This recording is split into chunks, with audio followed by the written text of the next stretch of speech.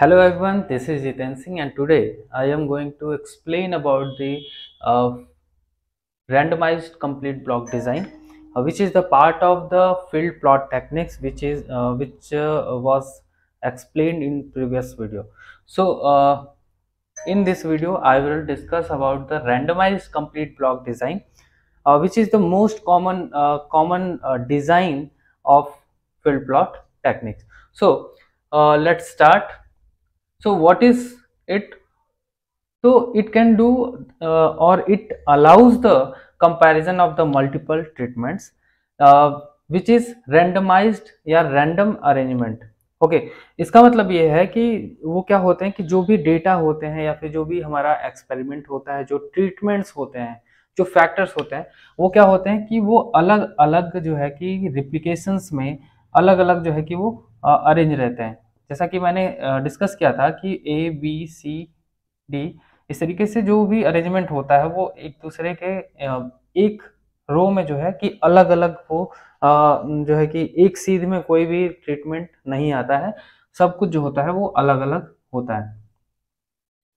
ठीक है, तो इस तरीके से कुछ इनका जो है कि अरेंजमेंट होता है और फिर इसके बाद जो है कि सारे के सारे अलग अलग अरेंजमेंट में यहाँ पे होते हैं और इस अरेंजमेंट की वजह से इसे ही हम कहते हैं रैंडम अरेंजमेंट। कहीं पे भी उनका रैंडमली कहीं पे भी कोई भी ट्रीटमेंट हो सकता है कि बी यहाँ पे हो सकता है बी यहाँ पे हो। तो वो क्या होगा कि उनका जो है कि अरेंजमेंट डिफरेंट हो सकता है, रैंडम हो सकता है। बस ध्यान देने वाली चीज़ ये होती है कि वो कोई भी एक दूसरे के सामने नहीं होना चाहिए। ओके, सो इसके एप्लीकेशन की बात करते हैं तो इसका एप्लीकेशन हम जो होता है कि एक्सपेरिमेंटल मटेरियल्स को, जहाँ पे हमारे पास लिमिटेड एक्सटर्नल एक्सपेरिमेंटल मटेरियल्स होते हैं, वहाँ पे हम इस डिज़ाइन का यूज़ करते हैं। ठीक है, और इसके बाद जो है कि इसके किस तरीके से इसका जो है कि अप्लाई किया जाता है, किस तरीके से इसको जो है कि कैलकुलेट किया जाता है, तो उसका डिज़ाइन कुछ इस तरीके से होता है। यहाँ पे हम जो है कि हमारा डेटा होता है, ऑब्जर्वेशन होता है,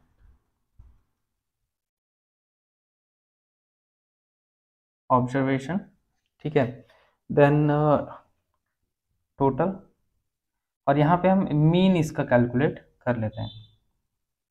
ओके,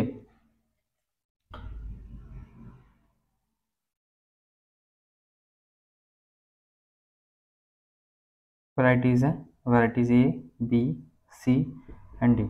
ओके, तो हो सकता है कि सबका जो है कि कुछ अलग अलग जो है कि डेटा आता हो, यानी एक रिप्लिकेशन में हमने कोई भी प्लांट लगाया, उसमें 10 प्लांट्स हैं या 4 प्लांट्स हैं, तो 4 प्लांट्स को ही हम मान के चलते हैं कि 4 प्लांट्स हैं। चारों प्लांट्स का डेटा कुछ अलग अलग आता है, डिफरेंट आता है। फॉर एग्जाम्पल यहाँ 6 आता है, 7 आता है, 5 आता है, 4 आता है।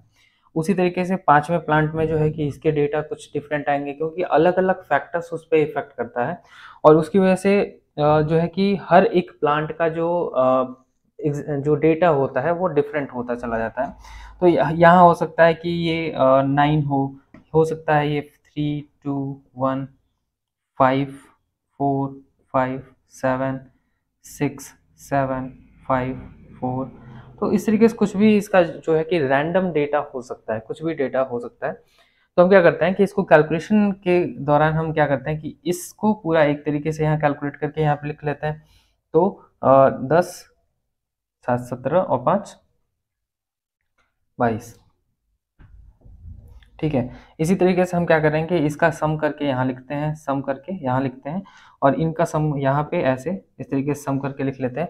और इन दोनों को जब हम क्या करते हैं कि इन सभी डेटा को एक साथ कैलकुलेट करते हैं या सम करते हैं, तो यहाँ पे जो कैपिटल एन मिलता है या ग्रैंड टोटल जो मिलता है, यहाँ पे इसको हम बोलते हैं grand total, grand total.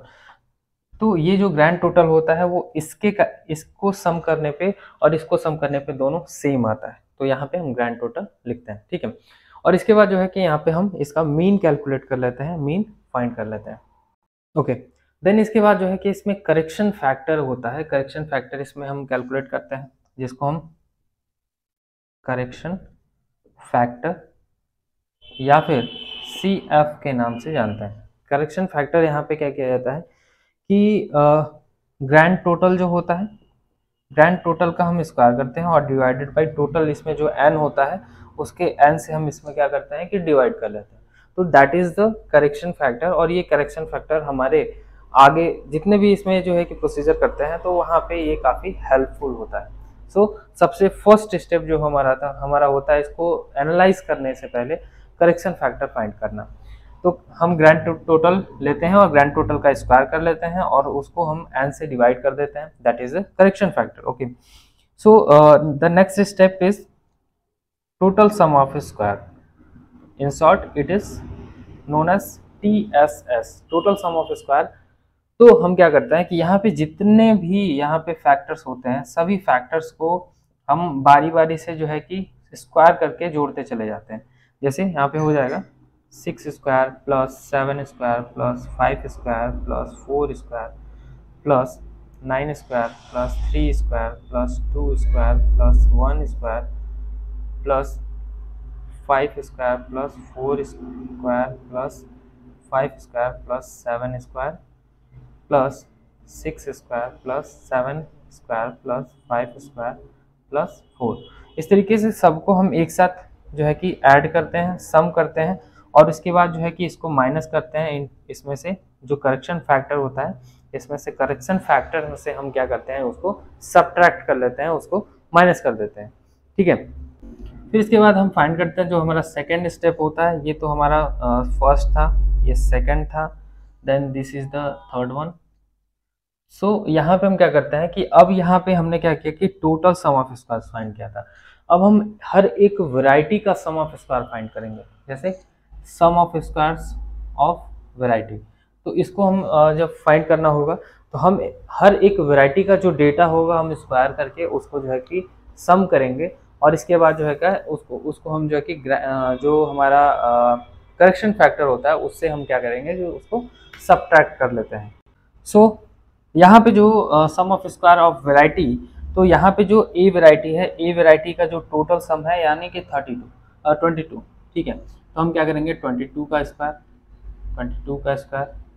Plus ये यहाँ पे जो होगा उसका स्क्वायर, और इस तरीके से करते हुए लास्ट तक जो है कि सभी का हम एक साथ कैलकुलेट कर लेते हैं। लास्ट का स्क्वायर और दिस और माइनस, और इसको माइनस कर देंगे हम किससे, करेक्शन फैक्टर से।